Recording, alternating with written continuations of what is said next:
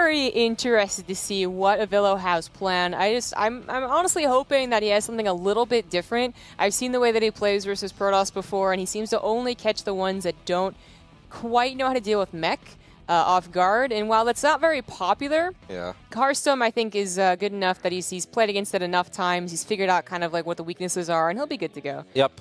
And that, of course, aside, even when Vello could potentially have some good games on average whenever he's streaming, he doesn't play against players like Hearthstone very often. These guys are a different ballgame. Looking at this man who's spawning on the left top side of Neon Violet Square in the red, representing the Netherlands, it is Hearthstone. In the bottom right, as the blue Terran for USA, it is a Vello. If I was coach of Team America, and I know this is perhaps not something that the Vello does super often, I would have recommended any sort of weird one-base all-in, where you just basically proxy the barracks, proxy the factory, proxy the starport, and you just go for it. I honestly feel the best chance you have is to keep the game as short as possible. The longer it goes, the more potential there is for Hearthstone to potentially outplay you. Hearthstone already scouting very early. That's, you know, even though SOS does this very often these days as well, and some of the other Korean players, I always feel that this is kind of a confident move where it's like, all right, I just want to make sure that you have everything at home, and if you do, let's play a normal game. What's funny is that when you go over, like, you know, when you typically have this type of situation, one player just significantly better than the others, just tournament results, European server, blah, blah, blah. You do have that, oh, I hope that I can just kill them very early on, so I don't have to deal with their, you know, maybe superior mechanics. That's not really how a Vello plays, though. It's his mindset. I mean, I agree with you, but to a Vello, I think that it's kind of the reverse, where he's like, well, if I survive long enough, then I can get to what I consider an unbeatable composition, and that's just as good as killing him with the first Cyclone or something proxied. Yeah, now there is a good chance that Vello will be able to get 3 bases up and running on this map, of course, because there is a pocket expand. If you play whatever Vello decides to do, whether he plays mech or bio, we're kind of expecting mech here, even though against Protoss he does bust out some bio builds every now and then. I'm expecting him to go for mech. Now, obviously, I do believe that he can stabilize on 3 bases. You can get a couple of missile turrets up, you have tanks, you have Widow Mines, you've got a Cyclone or 2.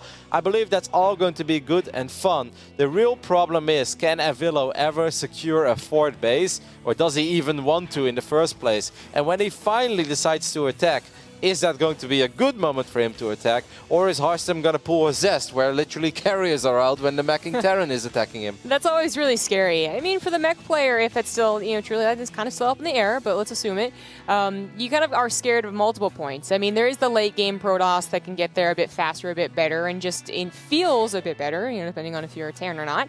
And then there's also these mid-game attacks where you feel like you just don't have enough tanks, the Protoss army counters it pretty hard, and you feel like you can never really get to a comfortable position, so you got to worry about both. The early game is kind of on lockdown for a guy like a Vello, you know, super defensive, doesn't mind putting a couple minerals into, obviously, the supply depot even when he started this game off, which is not how you usually do the build. Oh my goodness. Timing, though. Are you kidding me? Just the wrapping paper is what Nathanias would say. 71 out of 71. 2 SCVs going down already. This SCV is probably going to fall as well, even though it does finish up. And that was kind of cute. Does he finish up the bunker? Yes, he does. But he still has to worry about the Oracle, though. And these Hellions are not going to help against the Oracle. Now these Hellions are trapped as well. And Vello in a world of trouble. I'm really confused as to why he didn't open up the Cyclone and a Widow Mine or some other combination of just simply put better units. He's in a lot of trouble. They have to be very like cleverly used. They're usually waiting to attack the Protoss, not defend with them. And this is already looking pretty bad for Vello. The Oracle is about to show up. There is absolutely nothing here. No Widow Mine, no Cyclone. That is minus 10 SCVs, at least, I feel. And an absolutely disastrous start here for a Vello. I said that a Vello usually has the early game on lockdown because he's usually so cautious that he's already got the missile turret, he's already got Widow Mines or something. But in this case, just nothing. Even if the adepts weren't there, he was clearly going for a Hellion build, so he would not have had any defense against the Oracle anyways. There was a dancing Oracle already in the natural of a Vello, as Hearthstone obviously knows that he is incredibly far ahead. There's really no way to put this in any other way. This is an absolute beatdown so far. Is there a shield battery in the main? There is not. So there's a good chance that the Vello will be able to maybe get a handful of probes here with his Hellion drop. There is a second Oracle out on the map, I believe. Yes, it's still at home. So Vello definitely has the potential here to strike back, but he needs to strike back in an absolutely massive way. The probes are lining up. 3 Hellions going to get maybe a decent shot. Good probe pull to respond, but only Adept here. And they do not kill the Hellions quite fast enough. That was a very fast pickup. Yep, a lot of HP still on these Hellions. Vello doing some damage back now on the other side of the map. Normally 8 probes is excellent for your Hellion drop, but Vello had such a rough start in this game. Now he does have missile turrets up in both mineral lines. He's going to drop again in the main base. Now eventually this will get shut down by the Phoenix, but look at Vello killing 12 probes. That's actually pretty good, but he's still down 14 workers. Right, that would be absolutely excellent if it wasn't for the early game. Now the Oracle is going to go down, and Hearthstone's got to be careful not to underestimate what he's clearly doing. He's continuing to lose probes. I'm paying attention here. 16, 17, 18 the last shot. Almost. That is actually insane. 18 workers going down against this 3 Hellion drop. Hearthstone also losing an Oracle, but he's still 13 workers ahead. It's 3 base against 2. Obviously, there is no real transition here immediately for Vello. You know the saying, slow and steady wins the race. It's going to be slow and steady, but I'm not sure if it's going to win the race here. I don't know about that either. If he had a 3rd CC, this would be a fantastic position, but even that's pushed off as he goes for a 2nd factory. And I mean, 3rd CC, like, you know, so he's already been pumping 3 outs, not building literally right now. So it naturally goes in where we thought it was, the back base, with the gas guys are still being quite normal. Vello. Is the wall-off completed? No, not so much. If these SCVs shade far away, if they even shade all the way to the back of that pocket expand, I don't think there's any way that Vello can save it. He might spot it with his Vikings, though. He needs to throw up some buildings real quick to make sure that these these Adepts can't enter Vello in the nick of time. Yeah, there's really not a lot of units here. A tank and a bunker is a scary sight, but if you can just bypass it completely, then you are in trouble. So the wall is a bit of a necessity. Vello adding on another barracks? A 2-2? Where is that going down? Not exactly sure. Oh, I think it was. Yeah, I think it was a panic barracks, perhaps. I guess. I think he was worried about the Adept shading by, and he wanted to make sure that he wouldn't die against those Adepts. Why not a supply depot? I have no answer to that question, Jess. Maybe he wants to use it for a tech lab. Maybe. Maybe he meant for it to be a star. I mean, the hotkeys are so different. Well, anyways, looks like it's going to complete, and we'll see if he uses it. He is adding on another factory and a starport, which expected.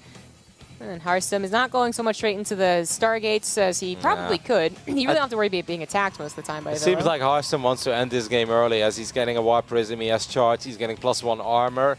Obviously, this all would have arrived so much faster as Vello snuck an SCV to the right top side of the map.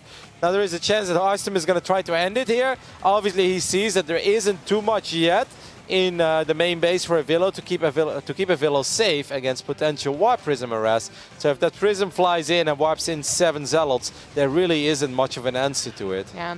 And even if this was Gumiho trying on his mech, that's still a weakness of just any mech player is that time with the Warp Prism protecting 2 or 3 places at once. You just don't have a lot of units, especially, of course, after this opens. So this could just be too deadly. The mites? I mean, Hearthstone has been checking for a long time. Oh my goodness, Vello with the double mine! Is Hearthstone going to see it? If Vello gets his connection, then at least he's going to live for quite some time. There's 2 mines here, and only a single mine will shoot. Is he going to use Revelation? No, he's going to tank the other shot. No, he will use Revelation. And I'm afraid, Jazz, that this is actually going to be it already. Unless that Prism somehow goes down to the Viking very quick. Vello is going to get the Prism. Okay. He's going to lose his Liberator Viking forward. Of course, the Phoenixes still can help here, pick up tanks. There wasn't an excess amount of missile turrets put down over production or even over the army at the front. They're targeting the barracks, which is annoying. Now he's got the... Well, no, he's the second one. Just kidding. I was going to say... What is going to clean up these Zealots in the main base? Oh, there is a tank there. Now the Phoenix is helping out as well. So this is going to be a lot of damage. Tank does go down. This Oracle has been spinning circles throughout the majority of this game. A couple of random Adept Stalkers and Zealots start working on this barracks over here on the north side. Hey, he had the backup barracks. Yeah, exactly. You can build more factories once he's dealt with this. Fantastic. But I don't think he's going to deal with this. Yeah, exactly. Another Warp Prism is being made. A second, third Warp Prism is being made, coming across the map. And these Phoenixes are actually what, I mean, I think is given Vello probably the most trouble, as otherwise maybe the Viking is in position and maybe they, the ground army is still intact, 3 or 4 tanks instead of just the 1. Couple Archons are being wiped in, more Zealots being wiped in as well. Harssim is just having fun, guys. Yep. There is no other way to put it. He's obviously sacrificing his Phoenixes because he knows that this one is pretty much all over. Zealots and Archons are going to run through these bonkers, Prisms flying in as well, like it's a Protoss invasion. And that's going to be all she wrote for game number 1, as Harssim had an absolutely fantastic start, and there was simply no way for him to lose after that point. Yeah, I mean, the Hellions were a little bit tricky, but unfortunately, Vello just not following up strong enough for how quickly he was taking down a pig. And there we go. So Harssim doesn't even go for the killing blow. Gonna let it happen. GG. All right. Well, that was it for game number 1. Harssim secures the 1-0 lead for the Netherlands.